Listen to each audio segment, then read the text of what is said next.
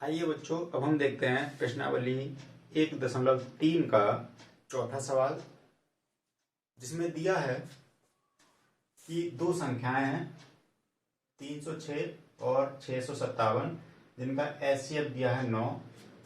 इनका एलसीएम ज्ञात करना है। ठीक है, देखिए 306, ये दोनों संख्याएं दी है 306 और 657, 306 और 657। तो दो संख्याएं दे रखी है, पहली संख्या हमने 306 मान ली और दूसरी संख्या 657। इन संख्याओं का मासा दिया है 9 और लासा एलसीएम का करना ज्ञात करना है। ठीक है, तो इस तरह के सवालों को करने के लिए क्या करते हैं, जो सूत्र है वो लिखते हैं। सबसे पहले पहली संख्या गुणा दूसरी संख्या बराबर क्या होता है, लासा गुणा मासा। ये सूत्र जो होता है, ध्यान रखना, सिर्फ दो संख्याओं के लिए होता है। जब तीन संख्याएं होती हैं तब उसके लिए सूत्र जो है मान्य नहीं होता है। ठीक है, केवल दो संख्याओं के लिए।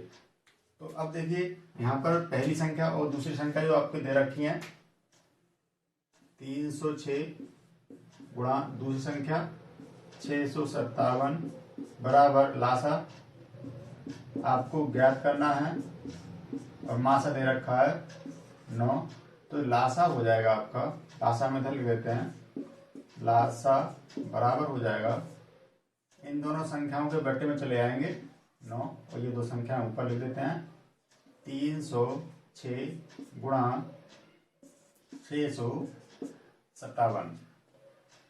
तो चलिए भाग कर दीजिए, 9 एक कम 9, ये संख्या काट देते हैं। देखिए 9 सत्ते 63 और यहाँ बचे 2, यहाँ 7, 27 हो गए। ठीक है, 9 तिया 27, तो ये आ गए आपके 306 गुणा 73।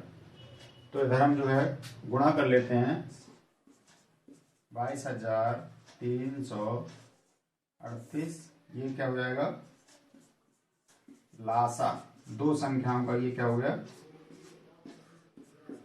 लासा हो जाएगा। तो इस तरह से जो है हम इस सवाल को कर देंगे। ठीक है, आइए अब हम अगला सवाल देखते हैं, जिसमें दिया है कि जांच कीजिए कि क्या किसी प्राकृतिक संख्या n के लिए 6 की पावर n अंक शून्य पर समाप्त हो सकती है या नहीं। ठीक है, ये पूछ रहे हैं कि क्या जो है 6 की पावर n शून्य पर समाप्त हो सकती है नहीं।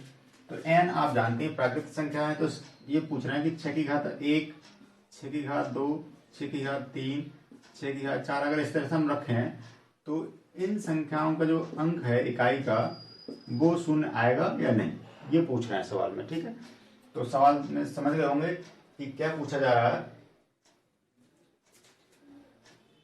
तो देखिए वैसे तो इसका सीधे सीधा जो आंसर होगा वो क्या होगा, नहीं होगा कि नहीं हो सकती 6। अब देख रहे होंगे लास्ट में कितने आ रहे हैं, 6 ही आ रहे हैं। तो ये संख्या जो है शून्य पर समाप्त नहीं हो सकती। तो शून्य पर समाप्त संख्या कौन सी होगी ये भी हमें पता होना चाहिए।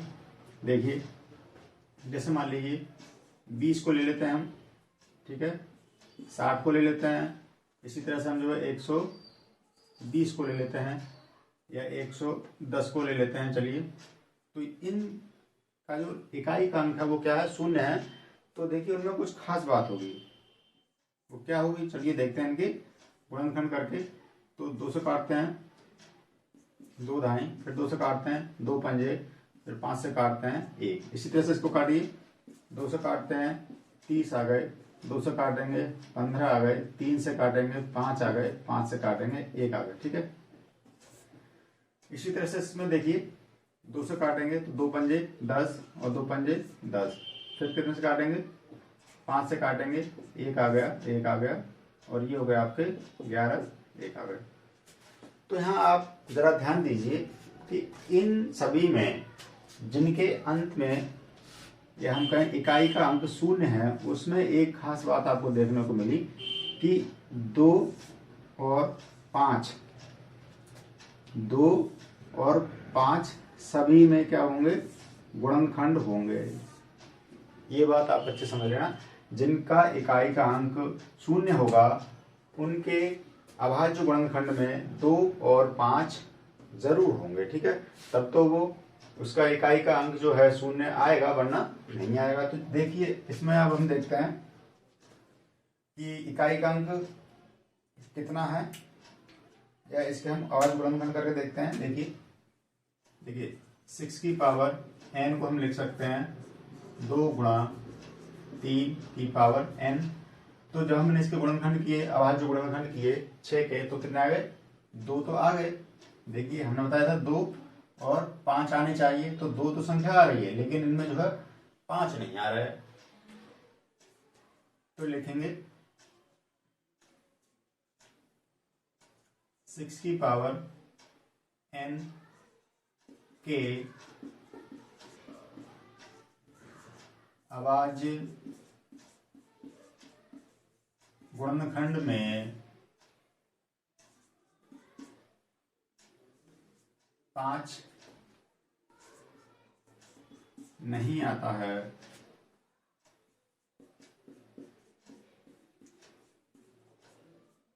इसलिए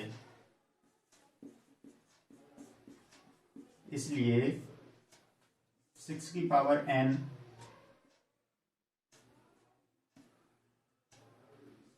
का इकाई का अंक, या हम क्या कहें, 6 की पावर n 0 पर समाप्त नहीं होगी, ठीक है, ये ले सकते हैं हम, या हम ये ले सकते हैं कि इसलिए 6 की पावर n का इकाई का अंक 0 नहीं हो सकता है, ठीक है। तो उम्मीद करते हैं आपको ये सवाल जो है समझ में आ गया होगा। तो जिसके गुणनखंड में 2 और 5 आते हैं उन्हीं का इकाई का अंक क्या हो सकता है, 0 हो सकता है, और किसी का नहीं हो सकता है, ठीक है। तो ये जो है इस तरह से हम करेंगे सवाल के लिए। इस तरह के जितने भी सवाल हों उनका तरीका यही रहेगा, हमें क्या देखना है कि इनके जो अभाज्य गुणनखंड करेंगे और उसमें जो है 2 और 5 आ रहे हैं या नहीं। अगर 2 और 5 आ रहे हैं तो इकाई का अंक 0 हो जाएगा, वरना नहीं होगा। आइए अब हम अगला सवाल देखते हैं, जिसमें दिया है, व्याख्या कीजिए कि क्या 7 गुणा 11 गुणा 13 प्लस 13 और 7 गुणा 6 गुणा 5 गुणा 4 गुणा 3 गुणा 2 गुणा 1 प्लस 5 भाज्य संख्याएं क्यों हैं। तो भाज्य संख्या के बारे में आप अच्छे जानते हैं कि भाज्य संख्या क्या होती है। तो भाज्य संख्या क्या होती है, जो किसी से कट जाएं, ठीक है, जो किसी से विभाजित हो जाए, वो क्या कहलाती है, भाज्य संख्याएं कहलाती हैं। तो भाज्य संख्याओं का हम दूसरा अर्थ ये भी निकाल सकते हैं, जिसके एक के अतिरिक्त कोई अभाज्य गुणनखंड जरूर हो। जैसे मान लिया अगर हम 4 की बात करें तो 4 को हम 2 गुणा 2 ऐसे काट सकते हैं। 4 के गुणनखंड हम लिख देंगे 2 गुणा 2। तो 4 जो संख्या हो गई वो कैसी हो गई, भाज्य हो गई। लेकिन अगर हम इसी तरह से 3 को लिखें तो 3 को हम लिखेंगे 3 गुणा 1। तो इसमें एक के अतिरिक्त और कोई अभाज्य गुणनखंड इसका नहीं है।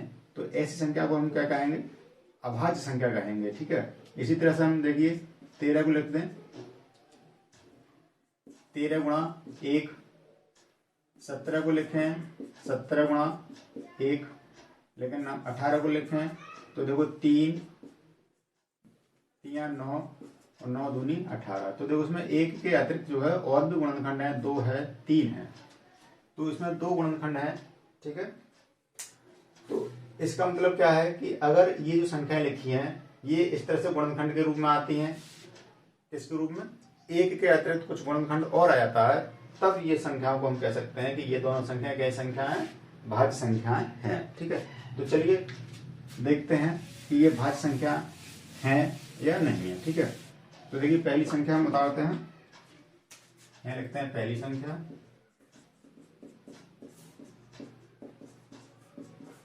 7 गुणा 11 गुणा 13 प्लस 13।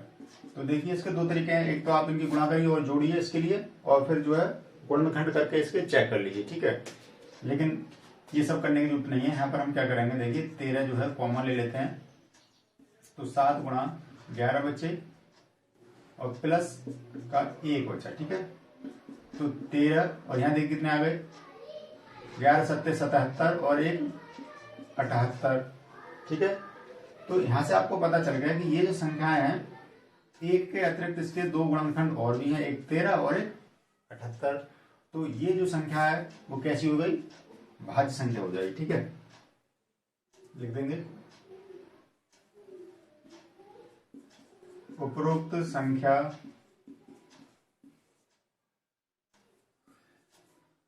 के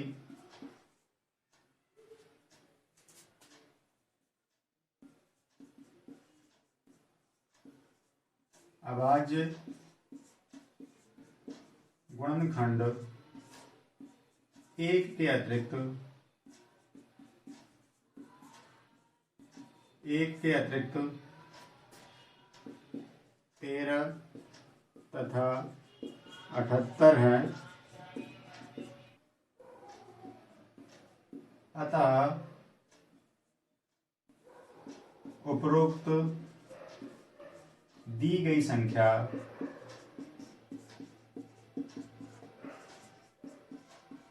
भाज्य है, ठीक है। इसी तरह से हम देखेंगे दूसरी संख्या उन्होंने क्या दिया है, अगर ये भी जो है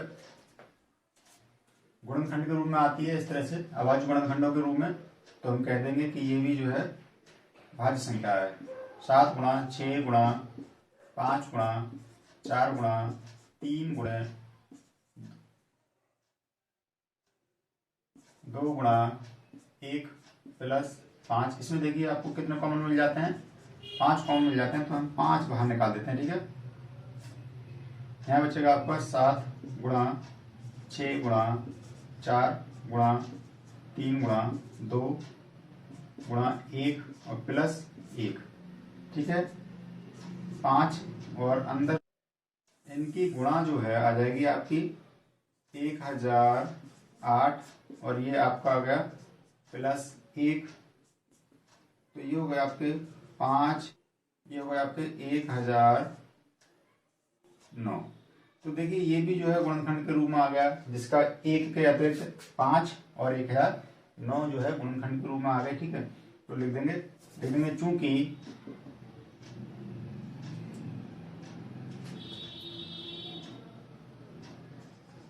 इस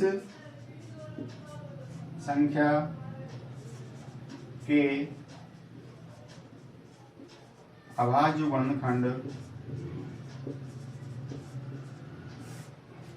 1 के अतिरिक्त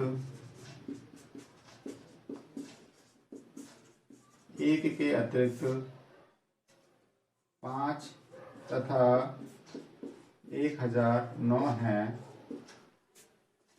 अतः उपरोक्त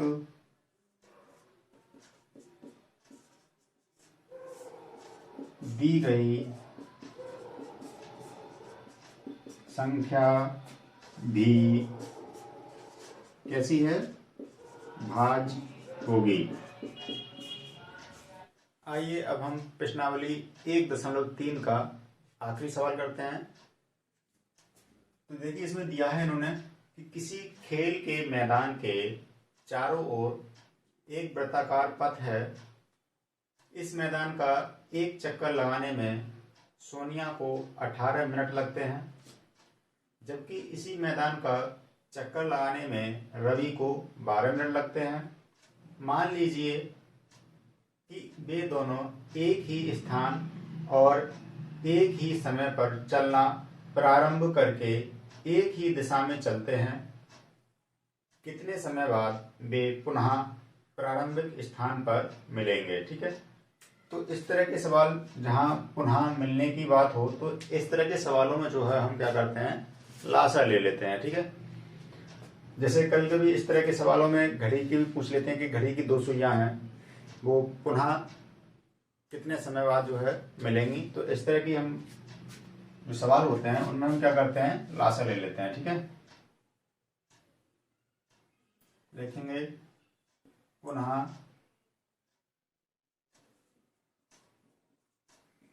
मिलने का समय,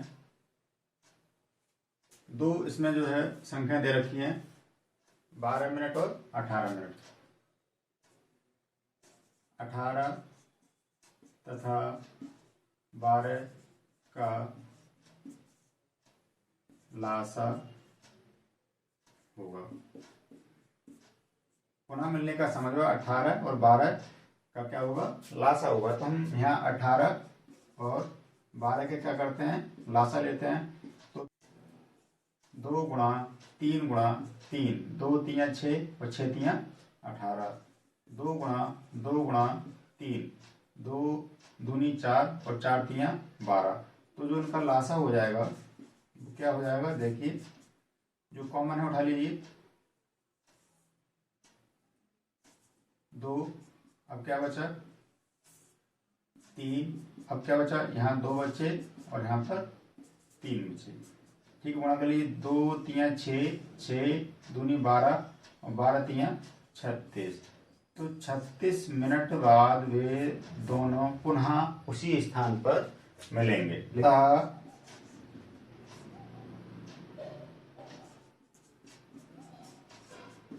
सोनिया तथा रवि 36 मिनट बाद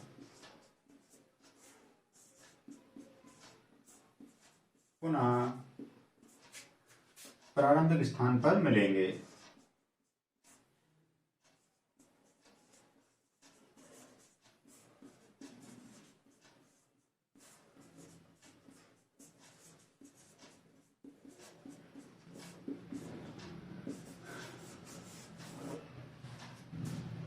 तो उम्मीद करते हैं आपको ये सब जो है अच्छे से समझ आ गया होगा।